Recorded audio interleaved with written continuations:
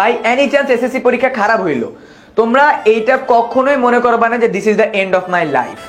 তুমি যদি এটা ভাইবা ফেলো ভাইয়া, তাহলে তুমি ওই দিনই হেরে যাবা, ঠিক আছে? তুমি ওই দিনই হেরে যাবা। আমি কিন্তু এসএসসি পরীক্ষায় এ প্লাস পাই নাই, আমার লাইফ কি শেষ হয়ে গেছে?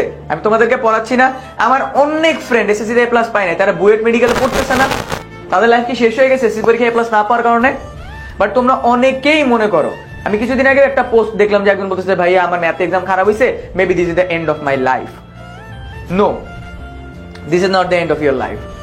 তুমি জানো না যে তোমার এসএসসি পরীক্ষা খারাপ হওয়ার কারণে তোমার ভিতরে কি পরিমাণে একটা পুশ আসবে যে তুমি পরবর্তী পরীক্ষা রেজাল্ট ভালো করতে বাধ্য হবা। এসএসসি পরীক্ষা এন্ড না, এসএসসি পরে কলেজে যাবা, কলেজে তোমার যদি একটা ভালো সার্কেল হয়, this will change your life, মানে তোমার সারা জীবনের জন্য তোমার লাইফটা চেঞ্জ করে দিবে।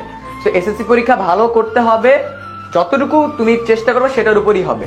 দেন এইচএসসি পর ইউনিভার্সিটি, দেন আরো অনেক কিছু। সো তোমার পরীক্ষা যদি কোনোভাবে খারাপ হয়ও টেনশন নিবা না।